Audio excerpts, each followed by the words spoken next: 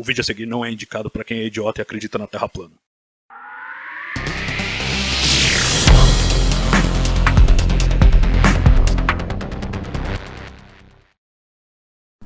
Um grupo de astrônomos identificou a explosão de raios gama mais curta associada a uma supernova resultante da implosão de uma estrela de alta massa.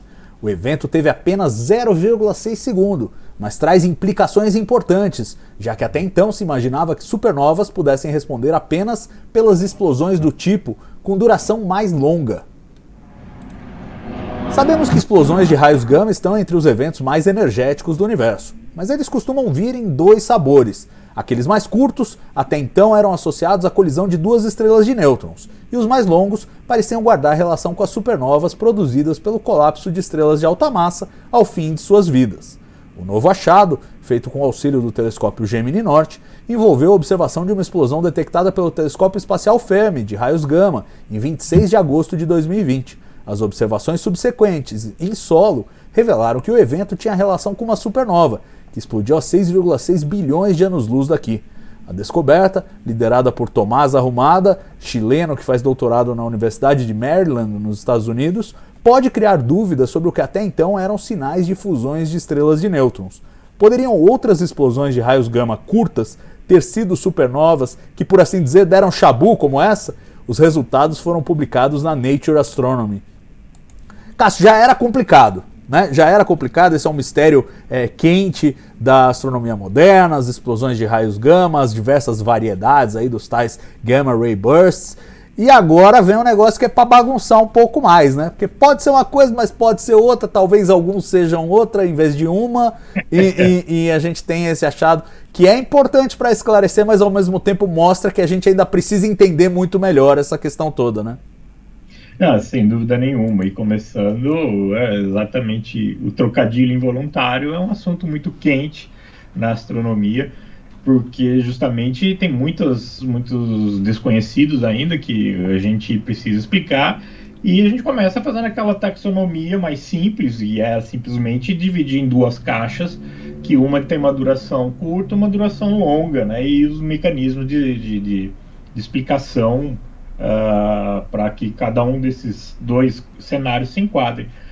Essa descoberta, né, foi um caso de um burst, realmente no sentido da palavra burst, que é bem curto, né, um tiro rápido, e que conseguiu-se ir atrás do progenitor, né, o seu correspondente óptico, porque isso disparo em raios gama. Os raios gama são detectados na alta atmosfera em órbita pelo satélite Fermi, né?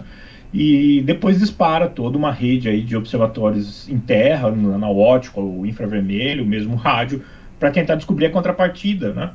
E foi muito bom que tenha sido descoberta aí rapidamente e que se conseguiu mapear, né, ou observar toda a curva característica de uma supernova, o que fez característica de levantamento, né, de brilho, aumento de brilho, e depois a subsequente queda de brilho, que aí fez, né, toda a diferença para classificar como sendo a origem da supernova. E a supernova é justamente a classe dos mais longos, né?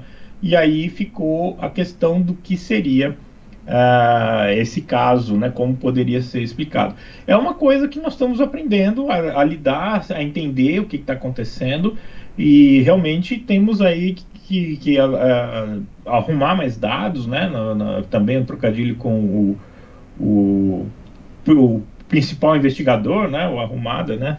Hoje está difícil aqui os trocadilhos involuntários, mas no final das contas vai começar a completar o cenário, né? A gente vai fechar com os casos possíveis. Primeira taxonomia, a primeira divisão foi muito útil, mas agora vão aparecer os casos em que a gente vai precisar ter para fechar direitinho uma teoria.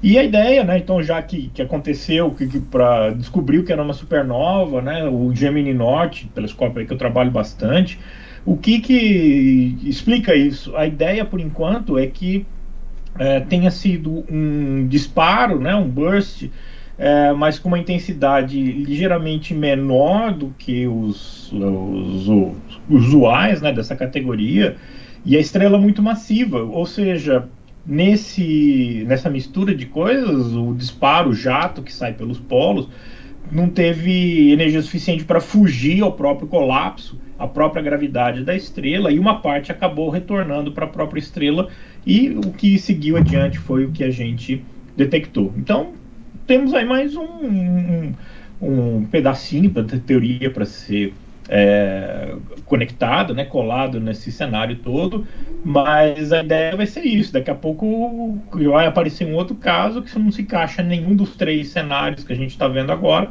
e bola para frente, assim que a gente vai construindo uma teoria a partir, né, de observáveis, uma teoria que seja baseada em experimentação. E agora me parece que essa questão é uma que depende muito mais de tempo para a gente observar mais eventos do que de instrumentação, né? Eu não vejo que tem alguma coisa, alguma missão, alguma ideia que pudesse melhorar radicalmente essas observações, porque é tudo muito longe, é tudo pontual, fonte pontual, etc. É mais você medir as energias das coisas e ir juntando casos para ver se você consegue formar um quadro completo aí, né? Uma família completa de explosões de raios gama. É por aí? Isso exatamente.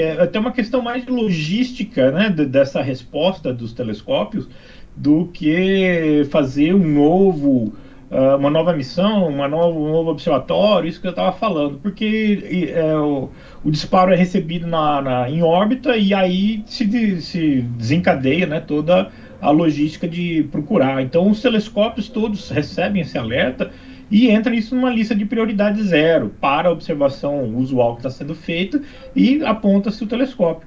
O que acontece é que os telescópios do projeto Gemini têm uma flexibilidade muito maior do que, por exemplo, o VLT, né, ou outros telescópios aí dessa mesma natureza, os telescópios de 4 metros. Depois é possível reencaixar as observações que foram prejudicadas naquele momento, e com isso foi o primeiro a conseguir fazer, talvez até o único, mas é o que acabou entrando aí na lista como sendo a primeira detecção. Mas é exatamente isso, é a flexibilidade, né, a logística envolvida, o disparo e a capacidade do telescópio absorver aquele alerta, aquela nova entrada na fila de observação para poder tirar os dados. E, claro, né, que tenham uma contrapartida ótica, né? Aí isso não tem jeito da gente ensaiar lá com os russos, mas a ideia é que não vão ser todos os casos que a gente vai conseguir nem localizar e nem observar. Esse já estava no limite, né? Esse é um caso que estava muito fraco, a galáxia hospedeira, inclusive, era tão fraca quanto a própria supernova, e aí conseguiram fazer um acompanhamento bacaníssimo e tirar todos os dados dessas conclusões que a gente acabou de ver.